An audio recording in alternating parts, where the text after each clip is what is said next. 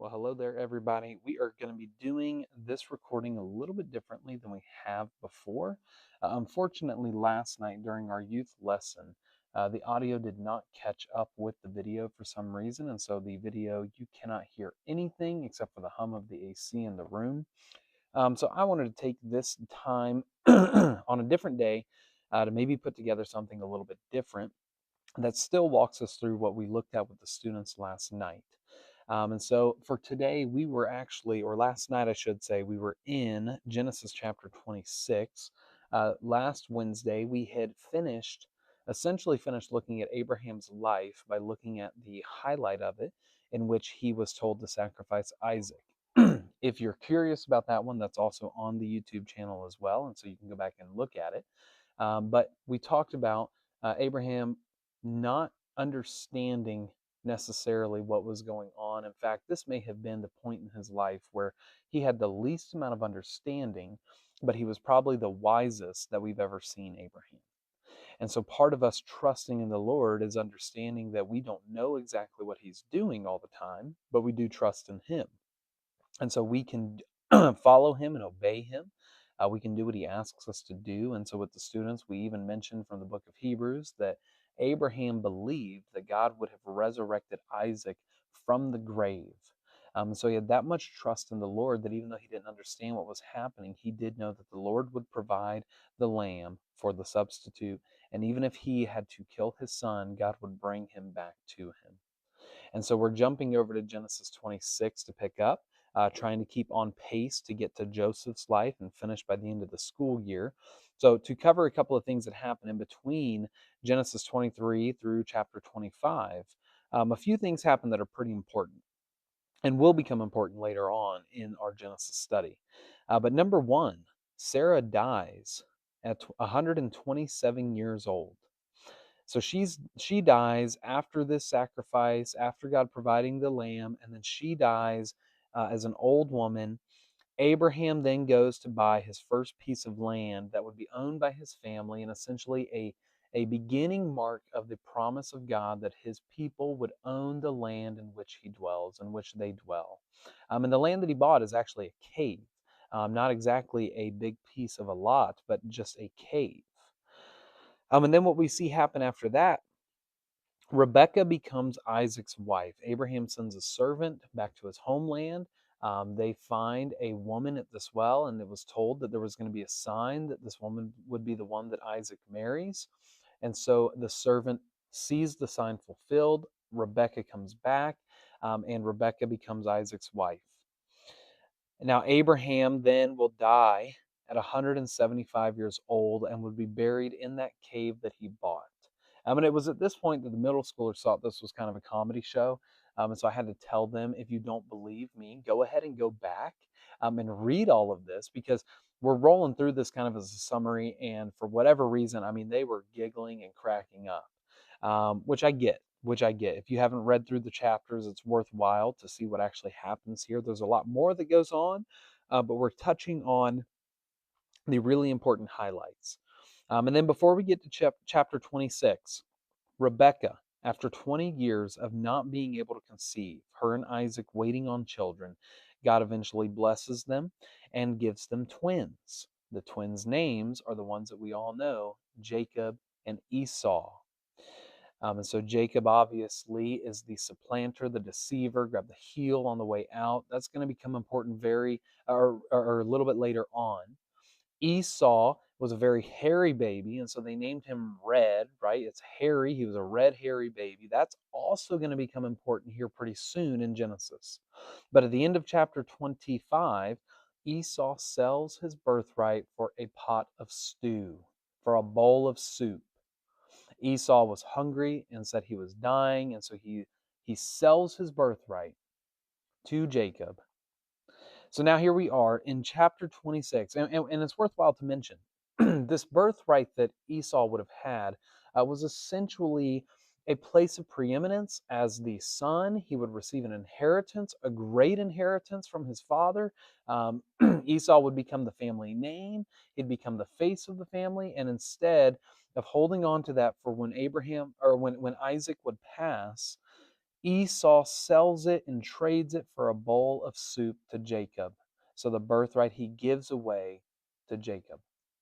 So that's where we are. That's what's happened in between the sacrifice of Isaac and now chapter 26. So now here in chapter 26, we walked through this, our normal 4 questions. We begin by making observations of the text. And then there's this repeating theme that we see God continuing to give and give and give despite how sinful we are.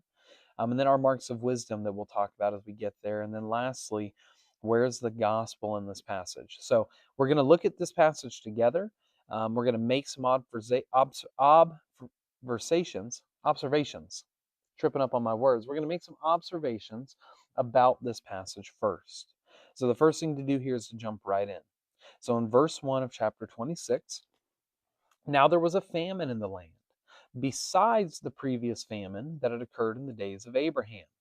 So Isaac went to Gerar, to Abimelech, king of the Philistines. Now we'll stop here, all right, just making a real quick observation. There is in the land a famine. Let me turn on my pen real quick so we can look at this together. There is a famine in the land, and it is not the same one. It's a different one than the previous famine that had occurred in Abraham's days. And so then what we see is we see Isaac go to Gerar, again, a place in which Abraham has gone before, to Abimelech, king of the Philistines. Abimelech. If this name sounds familiar from Genesis, it's because Abraham also went to see an Abimelech, king of the Philistines. Now, the question was asked by one of the students last night, is this the same person? Probably not. This is probably a different king. Abimelech was probably a title that was used for whoever the king of the Philistines were. But here we see Isaac going to Gerar in a famine to Abimelech. Now we go on to verse 2.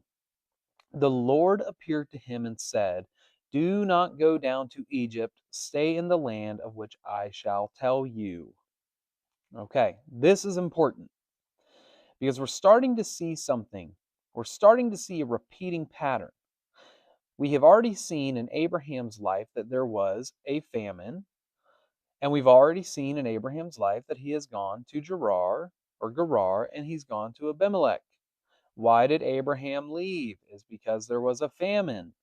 Where was Abraham trying to go? If we go back in the book of Genesis to figure out where was he trying to go, well, now Isaac's doing the same thing. Down to Egypt. They're trying to leave the land in which the Lord brought them to go to Egypt. But instead, God gives him a command. And this command that he gives him is what? To stay in the land. Do not go to Egypt. Stay in the land. So we get to verse 3. Sojourn in this land, and I will be with you and bless you. For to you and to your descendants I will give all of these lands, and I will establish the oath which I swore to your father Abraham. I will multiply your descendants as the stars of heaven, and give your descendants all these lands, and by your descendants all the nations of the earth shall be blessed. Because Abraham obeyed my laws, or obeyed me and kept my charge, my commandments, my statutes, and my laws. So here we're going to go and change the color on the pen, because what I want to point out to everybody is this, and I did this with the students last night, but I asked this very simple question. This blessing that God is giving to them, is this a brand new blessing? No. This is a blessing in which God has already given. It's a promise that he's already given to somebody. And who has he given this blessing to? Abraham. We saw this in the life of Abraham. And there are different components that he also mentioned when he blessed Abraham. He said that your descendants will have what? All of these lands. He said what? I will multiply your descendants. And then by your descendants, all the nations of the earth shall be blessed. So we see here another repeating thing, another pattern, something happening which we've already seen before. We have seen this promise that involves land. We have seen this promise that involves a nation. And then we've seen the promise that eventually the earth will be blessed by this family. So all of this is happening now for Isaac. Abraham has passed and has gone on, and so Isaac is taking the charge here. Now, the interesting thing about this passage is this. In this verse 5, it says that because Abraham obeyed me and kept my charge, we'll switch back to a different color here, because he obeyed me and kept my charge. This word right here, charge, is really interesting. In the original Hebrew, it essentially means that Abraham was a guard that God had put in charge over a prison or somewhere in which he had to watch over something, right? It could have even been a banker, if you want to use the analogy of a banker who was put in charge of watching over the money. He kept God's charge and obeyed him. Now, immediately we need to address this issue of obeying him. When we say that he obeyed him, are we saying that he fulfilled the law and kept all of the promises of God the way in which Jesus did? No. What we mean by this is hearkening back to Genesis 15. I believe it was in 15, where it said that Abraham believed, and it was counted to him as righteousness. Abraham believed in God. He trusted him.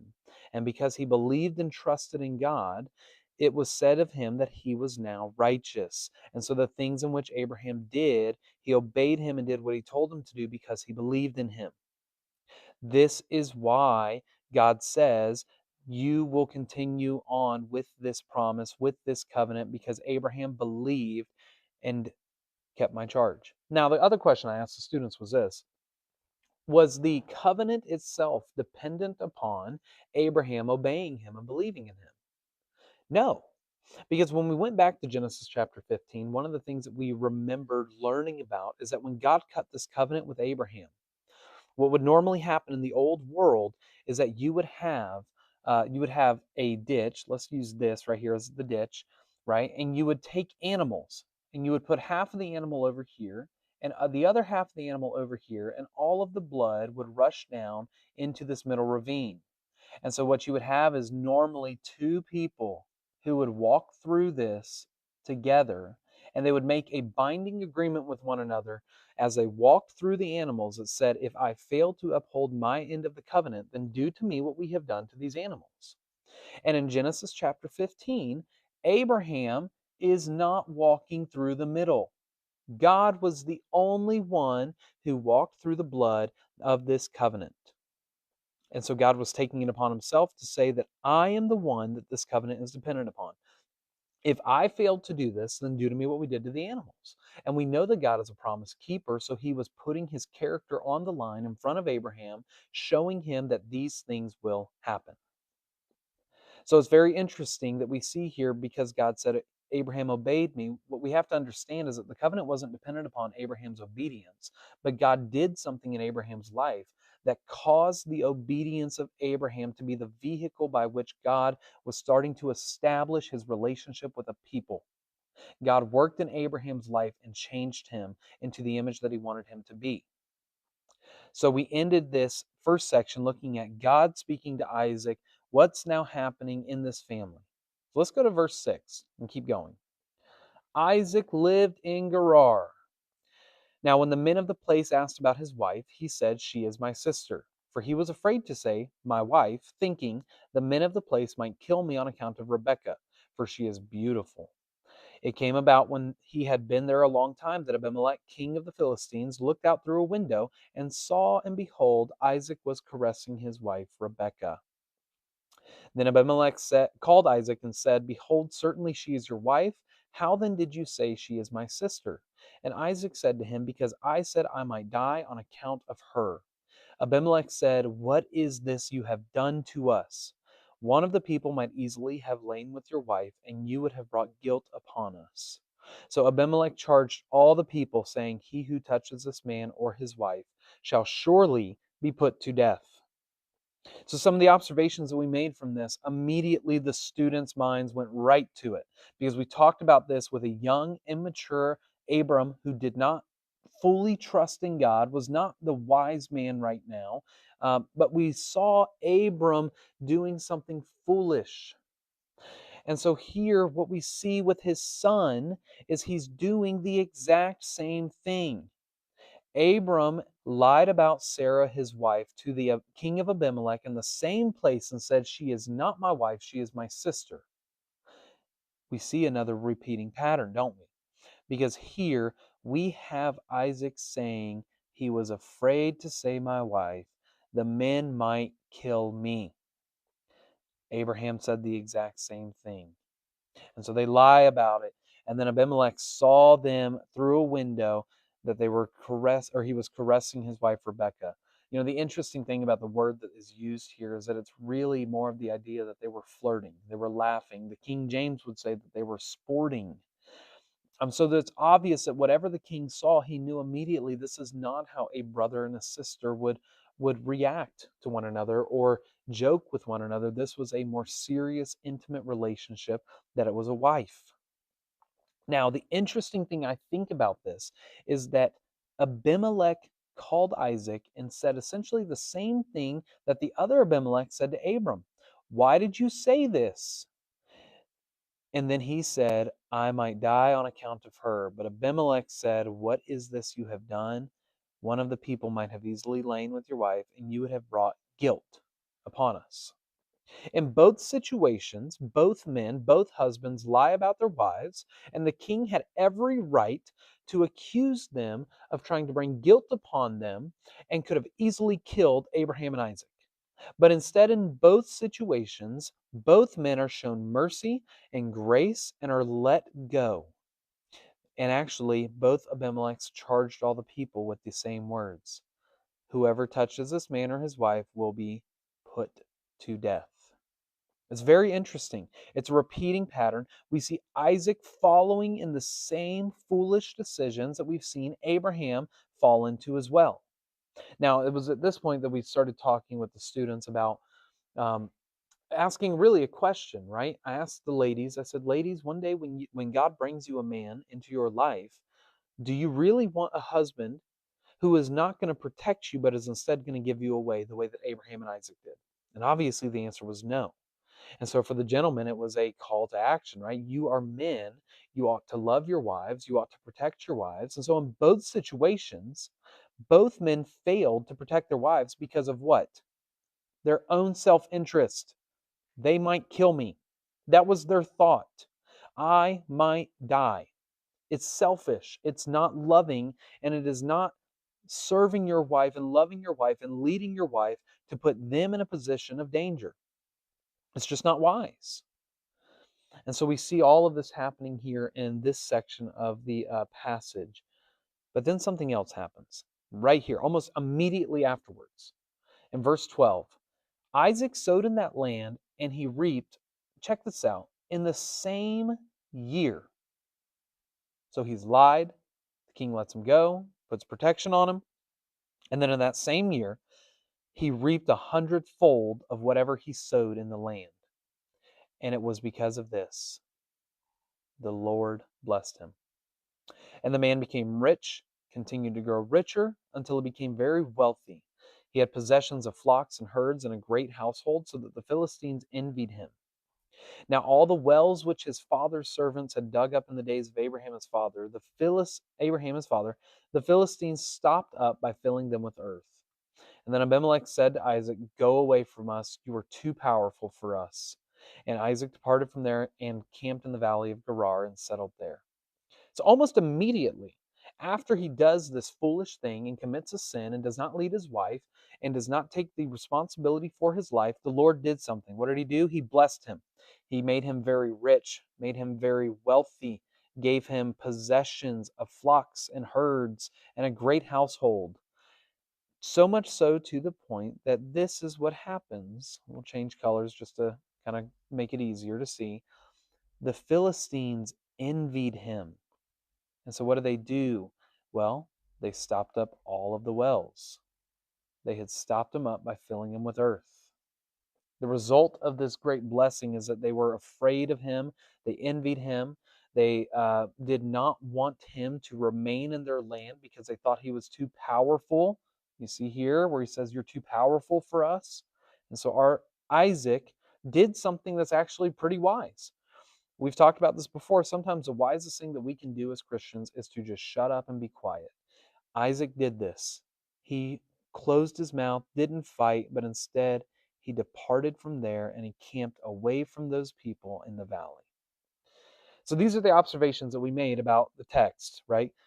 You've got a lot happening here. And we've got a lot of foolishness in a young Isaac in the same way that we saw in Abraham. And what's the reason for this? Well, I think a lot of the reason and why we see such a foolish young Isaac is because God is going to work on him. And the way in which he works on him is by putting him through different life situations and commanding him to do different things that are going to grow his character. It's the same thing that we've talked about on Sunday mornings about these multicolored trials. God wants your character to change. He wants to temper you into what he wants you to be, not what you want to be. And so here with Isaac, we ask this next question: where does God give and give and give? Well, there's quite a few things that happen here. We can actually back up here to chapter 1. We'll erase all of this and we'll start over with this green. Where is God just abundantly giving and giving and giving, despite Isaac's sinfulness, despite anybody in these storylines' their sinfulness? Well, off of that line about God wanting to change us, he gives a famine. There's a famine in the land. God is sovereign in control of all of this. It's a different famine.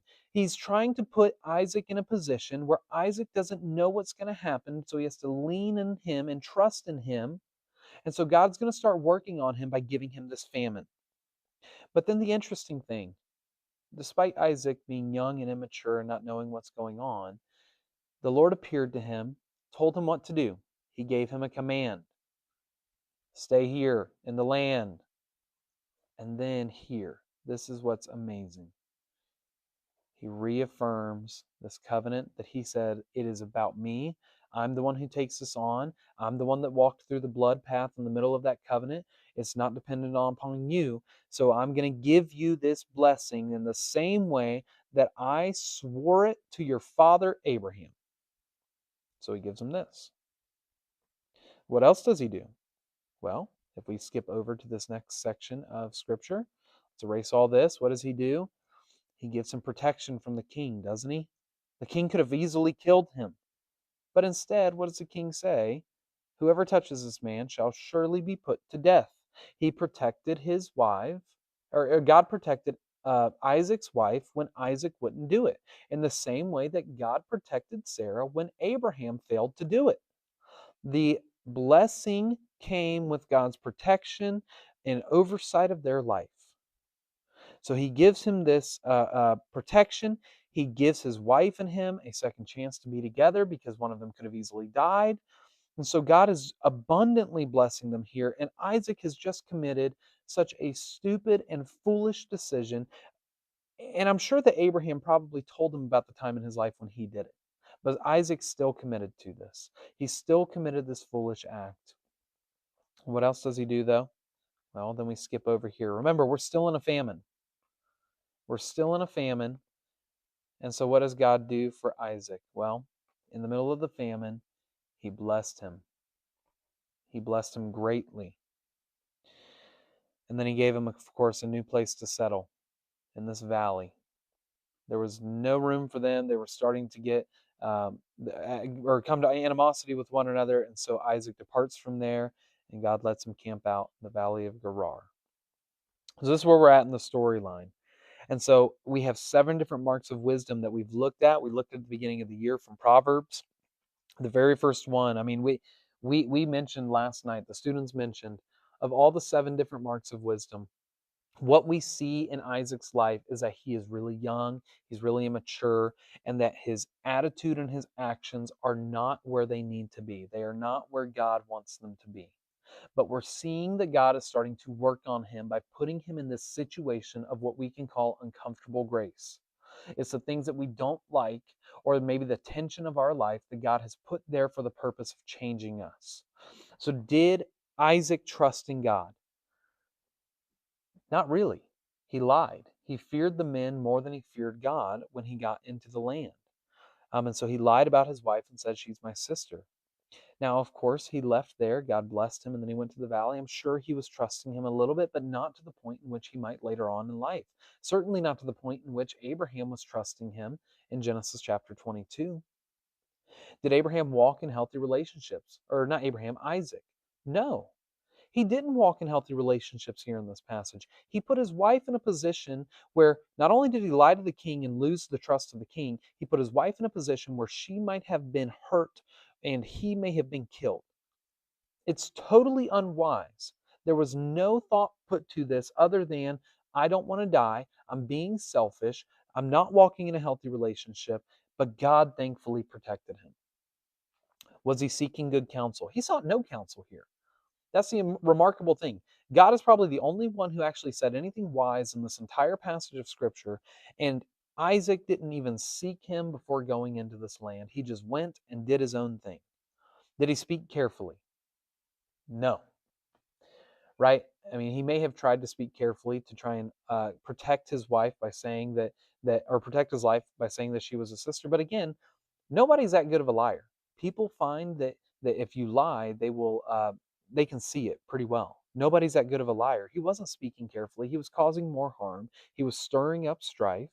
Did he exercise self-control? No. Again, he lied. He gave in. He lied about his wife. Did he manage his resources well? Now, this one I think we can say probably did. Now, it obviously came right here with the Lord's backing, right? The Lord blessed him, but he did go out and he did sow, and he reaped, he harvested. I mean, he was still managing his resources. So there's some redemption that we see here in his life, that he wasn't totally foolish, he wasn't totally lost and without any hope. But God is going to work on his life to create these things. And then this last mark of wisdom, did he live in peace? Obviously not. The tension between him and King Abimelech was very great. And more importantly, between him and his wife, I'm sure that there wasn't peace there. But you see, even here, as he leaves, we see something about Isaac that God is starting to do. Isaac departed and camped in the valley. He sought peace. He didn't seek hostility between him and these people, even though he may have been more powerful than them. They at least perceived him as more powerful. But even if he was, he didn't seek hostility. He sought peace. So we move from this immature story of him lying and definitely not living in peace with anybody around him to a story in which he's trying to respect and honor and not have to fight. So we're starting to see that God put him in this position because he's trying to teach him something. He's trying to show him something. So the last question we always ask is this: where do we see the gospel in this? How do we see Christ? How do we see redemption? One of the students had an amazing answer, and their answer was, we are Isaac. We are the ones who should have been killed, and God is the king who had mercy on us and did not kill us. Absolutely, 100% correct. An observation that I hadn't made, and I loved it. It was a fantastic answer. What I did observe, though, is that it's really simple here in this blessing. All of the nations of the earth would be blessed through your family. How would they be blessed through your family? Obviously, right here, nations of the earth would be blessed. Eventually, this would come through Jesus. This would come through this family, through Isaac's family, Abraham's family, through the tribe of Judah. Jesus would eventually come and bring redemption and restoration to the entire world. And so in this blessing, God is revealing to us that eventually your descendants will be multiplied as the stars of heaven. Gentiles and Jews would eventually become a part of the family of God, grafted in, which is an amazing thing. And there's a couple of things as we end, there's a couple of things that I thought were worthwhile to mention. We see this covenant here, okay, that he makes beginning in verse 3 and all the way to the end. We see this covenant repeated all throughout Genesis. This is not the first time that we've seen it. What we also see is that Rebekah was protected by God. God was going to great lengths in here to preserve the covenant, to preserve the opportunity for more children. God was the one who was more interested in his fulfillment of keeping the covenant he made in Genesis 15, the one that he made with Abram and said, it's based on my character. And then God did not change the terms of the covenant just because of Isaac's sin. Just because of what Isaac does here in this section where he lied about his wife Rebekah. God did not change the terms of the covenant. God did not uh, uh, revoke the covenant because it was based upon his character and him proving it to Abraham in Genesis 15 that I am the one who is responsible for salvation. Salvation belongs to me. This covenant belongs to me. And eventually he would fulfill that through Christ. So this is what we looked at. This is what our Wednesday night was consistent of. And so we've got this on here for you guys as a recap. I'm sorry we didn't have the audio to catch some of the dialogue and the great questions the students had. So we'll try to work on that for next time. But I did give everybody a mission for the week to go home and to read and do our same application here of Genesis 26, 18 to 35, the end of this chapter. And I had a couple of questions, so you can write them down here, and you can pause the video as you write them down. How did Isaac trust God would provide a well? What did he name the place? What does the timing of God reaffirming the covenant show us about his concern for us as his people? What does Beersheba mean? And what does this tell us about Isaac's legacy? So we'll talk about these things next week as we get into Genesis chapter 27. And some of those things about Jacob and Esau are going to come into play and be really important. So I'd encourage you, do the reading for the rest of the chapter and then come next week ready to look at these men's lives. So until then, we will see you guys. Love you all very much. Have a fantastic weekend and be safe if it's ice or snow. Bye now.